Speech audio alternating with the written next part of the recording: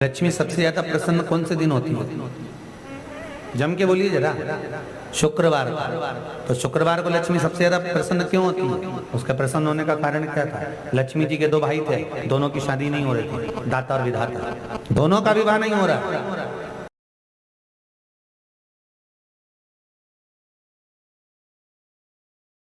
और दाता विधाता के लिए लक्ष्मी बड़ी परेशान थी, रोज नारायण से कहती थी प्रभु कुछ कृपा करिए, दाता विधाता का विवाह नहीं हो रहा, उम्र होती चली जा रही है, इनका कुछ करिए प्रभु, आप नारायण आप कुछ तो कर सकते हो। भगवान नारायण ने तब लक्ष्मी से कहा एक काम करो, बेलपत्री के पेड़ के नीचे बैठकर लक्ष्मी तुम अनुष्ठान करो तुम्हारे भाइयों के विवाह के लिए। इसलिए आज भी हमारे हिंदू धर्म की रीति है कि बेलपत्री के पेड़ के नीचे शाम के समय लक्ष्मी का वासा होता है। इसलिए लोग बेलपत्री के पेड़ के नीचे सोमवार को अगर दिया लगाते हैं तो उनके घर में कभी लक्ष्मी की कमी नहीं होती साहब, अपार धन बढ़ता चले जाता है। घर में संपदा की कमी होती है, जिसके घर में कर्जा बढ़ जाता है, लक्ष्मी नहीं आती, बहुत टेंशन की जिंदगी जीता है मनुष्य, व्यापार चल नहीं रहा, बहुत तकलीफ का जीवन चल रहा होता है। तो आज भी नियम है महाराज कि सोमवार शुक्रवार ये दो वार ऐसे हैं, इन दो वार को यदि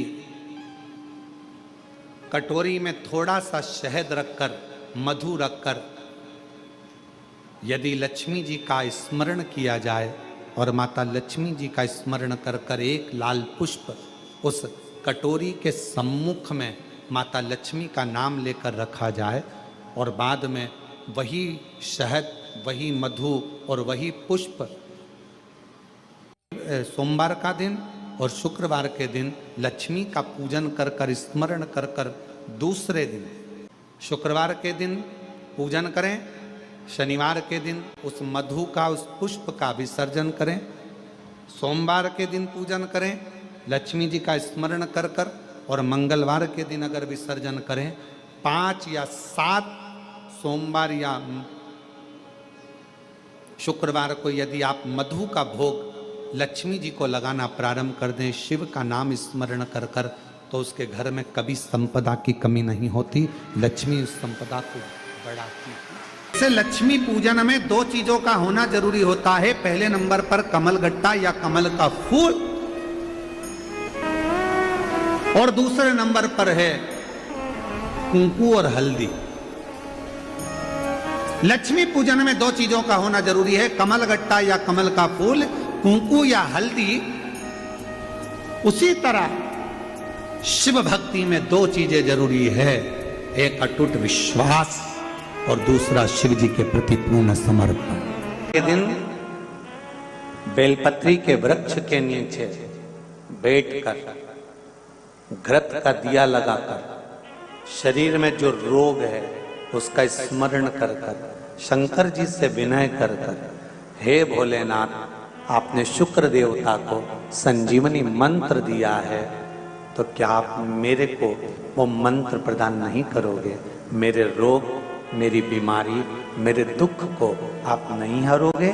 शिव से कहो, ये शरीर आपने दिया है और भजन करने के लिए दिया है, स्मरण करने के लिए दिया है, कीर्तन करने के लिए दिया है, तो संभालोगे भी आप। और बेलपत्री की ओर मुख कर कर, घी का दिया लगाकर महामृत्युंजय मंत्र का स्मरण कर लेने पर धीरे धीरे धीरे धीरे धीरे धीरे वो रोग समाप्ति की ओर आता चले जाता है।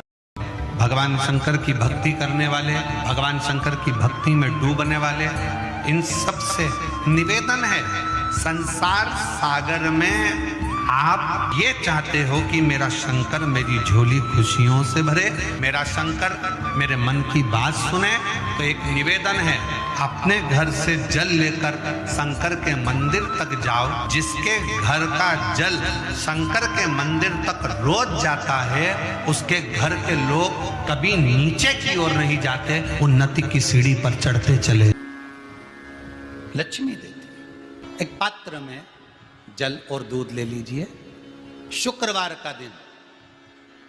तो कहोगे गुरुजी ये कथा कहाँ से निकाल के लाए हो? तो विष्णु पुराण में से आप उसको स्मरण कर सकते हो। काय में से? विष्णु पुराण में से। एक पात्र में देसी गाय का दूध, जल उसमें रखकर, और आपके यहाँ अगर लड्डू गोपाल हो, यदि आपके घर में ठाकुर जी हों, लड्डू गोपाल हों, विष्णु जी का कोई स्वरूप हो, श्री हरि का कोई स्वरूप हो, तो उस पर शुक्रवार के दिन आप संध्या के समय पर दुर्वा डालकर उस दुर्वा से अगर लक्ष्मी जी के नामों का 108 बार उच्चारण कर कर घी का दिया लगाकर कैसर के चावल साथ में रखकर केवल उस जल का और दूध का मात्र छींटा देते हो तो उसके घर में कभी लक्ष्मी की कमी नहीं आ सकती, संपदा बढ़ती चली जाती है। 108 बार लक्ष्मी के नाम का मात्र उच्चारण कर लेने पर भगवान विष्णु के चरणारविंद पर, भगवान विष्णु के चरणों पर केवल उस दुर्वा का जल का दूध का सिंचन कर देने से भी लक्ष्मी की वृद्धि होती।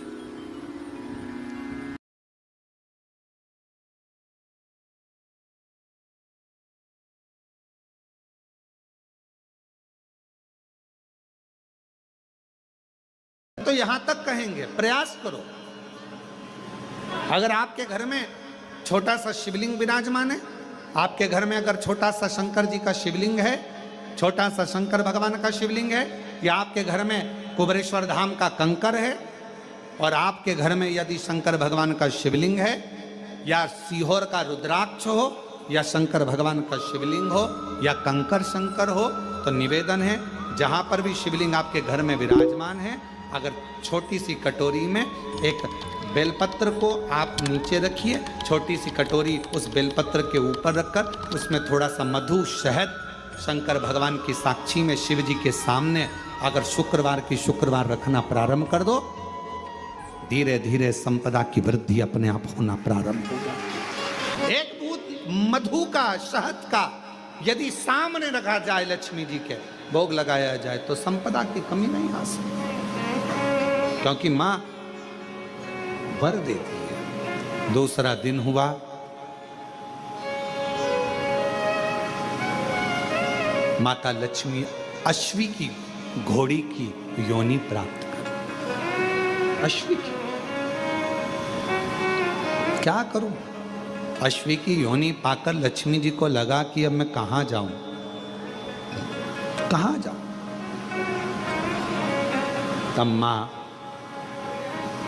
पहले गंगा जी के तट पर गईं, फिर यमुना जी के तट पर गईं, आखिरी में मां एक सुंदर शिवालय था, शंकर भगवान का एक शिवलिंग पाषाण का रखा हुआ था, ऊपर कोई छत नहीं थी, कोई स्थान पूरा खाली था, केवल एक शिवलिंग जैसी आकृति माता लक्ष्मी जो अश्वी की योनि, घोड़ी की जो योनि लिए हुए थी, उन्होंने सामने बिल्कुल कोई छत नहीं, केवल एक कंकर से साशंकर रखा हुआ है, एक शिवलिंग रखा था, और वहां माता लक्ष्मी घोड़ी की योनि पाकर, अश्वी की योनि पाकर उस शिवलिंग के सामने बैठ गईं। तब साधना 1000 वर्ष की साधना माता लक्ष्मी ने केवल उस शिवलिंग के सामने करी। कितने वर्ष? 1000। और श्री शिवाय नमस्तु, श्री शिवाय नमस्तु। 1000 वर्ष तक माता लक्ष्मी अश्वी की योनि पाकर, घोड़ी की योनि पाकर शंकर जी की आराधना कर रही। क्यों? क्योंकि लक्ष्मी जी को मालूम है घोड़ी की योनि से अगर कोई मुक्त कर सकता है, पशु की योनि से भी अगर कोई मुक्त कर सकता है, और पशु की योनि से भी अगर कोई छुड़ा सकता है, पक्षी की योनि से कोई छुड़ा सकता है, मानव की योनि से भी अगर कोई छुड़ा सकता है, और बीमारी से, दुख से, तकलीफ से, कष्ट से अगर कोई छुड़ा सकता है, तो केवल एक देवाधिदेव महादेव छुड़ा सकता है, केवल एक शिव छुड़ा सकता है। लग गई तब में 1000 वर्ष तक लक्ष्मी जी अश्वी की योनि धारण कर कर, घोड़ी की योनि धारण कर कर लक्ष्मी जी शंकर के शिवलिंग के सामने बैठी, तब की साधना कर। साधना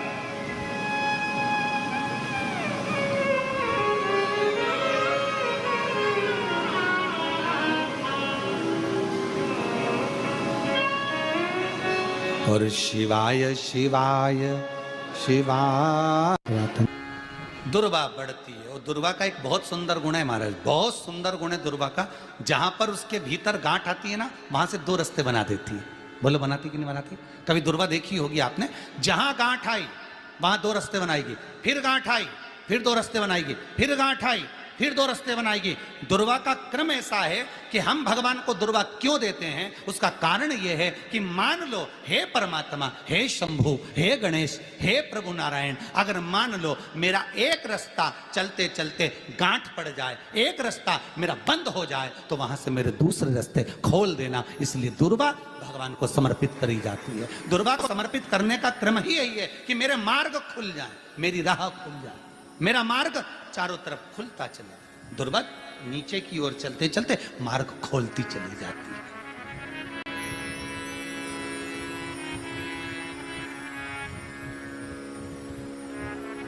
अमृत है ये, इसलिए नष्ट नहीं होती।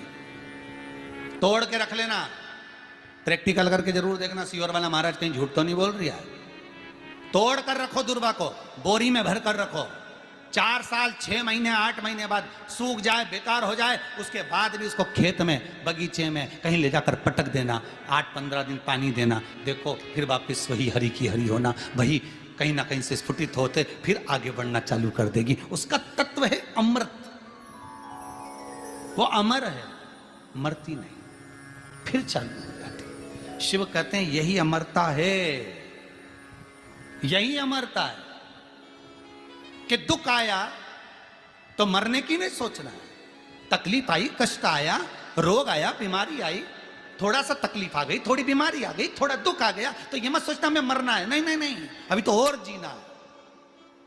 तो किस लिए जीना है? कोई कहेगा इसको कहीं आसक्तियां होंगी, घर की, परिवार की, कुटुंब की, कबीले की, इसलिए जीना चाहती है, इसलिए जीना चाहता। नहीं, आसक्ति एक रखना कि मैं जीना इसलिए चाहता हूं, मैं और जीना चाहती हूं, इसलिए चाहती हूं कि अब मैं भगवान का भजन करना चाहती हूं। अभी तक मैंने परिवार, कुटुंब, कबीले, संसार के लिए करा, अब जितनी जिंदगी दी उस मालिक ने, अब मैं उसका भजन करूं।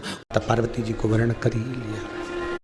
चारों तरफ खुलता चला। दुर्वा नीचे की ओर चलते चलते मार्ग खोलती चली जाती। बाबा देवादिदेव महादेव ने माता पार्वती जी को वर्ण कर ही लिया, प्राप्त हो गया।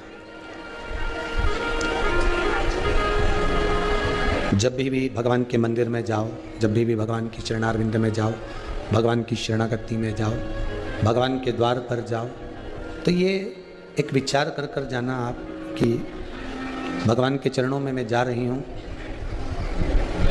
तो भगवान कहीं ना कहीं, किसी ना किसी रूप में मेरे मन की बात जानेंगे जरूर। एक भरोसा रखकर, एक विश्वास रखकर आप परमात्मा के चरणों में जाओ तो, और विश्वास भरोसा रखकर जब हम भगवान के चरणों में पहुंचते हैं, भगवान के चरणों में जाते हैं, तो ऐसा कोई कार्य नहीं जो पूर्ण ना हो, कोई कार्य ऐसा नहीं है जो पूरा ना हो। तेरे दरबार की बाबा निराली शान देखी है, तुझे देते नहीं देखा पर झोली भरी देखी है। हमने ये जरूर देखा है कि जो शिव की शरण में गया है, जो भगवान के चरणों में गया है, बाबा शंकर ने उसको दिया है। भले वो राक्षस आया हो, चाहे वो देवता आया हो, चाहे वो सांसारिक मनुष्य आया हो, चाहे जलचर, थलचर, वायुचर, जो पशु पक्षी हैं वो आया हो, कोई भी आया हो, बाबा ने दिया जरूर है। उसने देने में कोई कमी नहीं रखी। पार्वती जी ने जो आनंद पाया है, माता जगतजननी जगदम्बा ने जो एक आनंद सुख को प्राप्त किया है, बाद में शिव को प्राप्त कर लिया। शंकर भगवान के साथ में माता पार्वती कैलाश पर रहने लगी। समय आया, पार्वती मैया का शिवजी से विवाह करने का कारण केवल एक था, और वो था तारकासुर का संहार।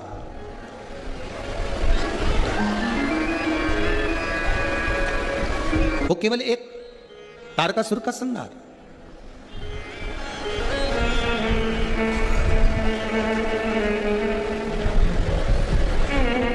एक रुद्राक्ष होता है, एक भद्राक्ष होता है।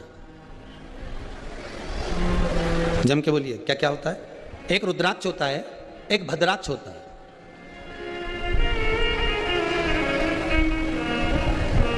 दोनों में एक अंतर होता है, एक अंतर होता है। रुद्राक्ष पूर्ण तरह से गोल होगा, पूर्ण तरह से उसकी आकृति जो होगी वो गोल होगी, और भद्राक्ष की जो आकृति होती है वो पूर्ण तरह से गोल होते होते एक जगह से थोड़ा बैठक आ जाती है उसमें, भद्राक्ष।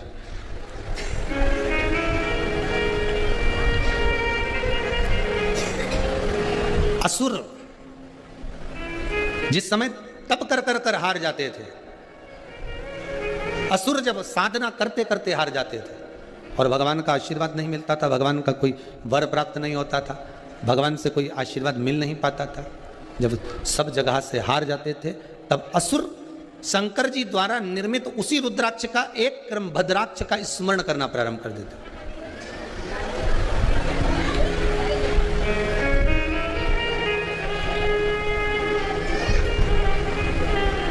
रुद्राक्ष का ही एक प्रतिबिंब स्वरूप है, रुद्राक्ष का ही एक स्वरूप है भद्राक्ष। 4 जगह पर काम आता है भद्राक्ष।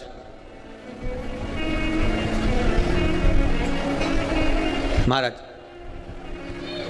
उधर इस पेट से जुड़ी हुई जो भी परेशानी हो, जितनी परेशानी पेट से जुड़ी हुई है,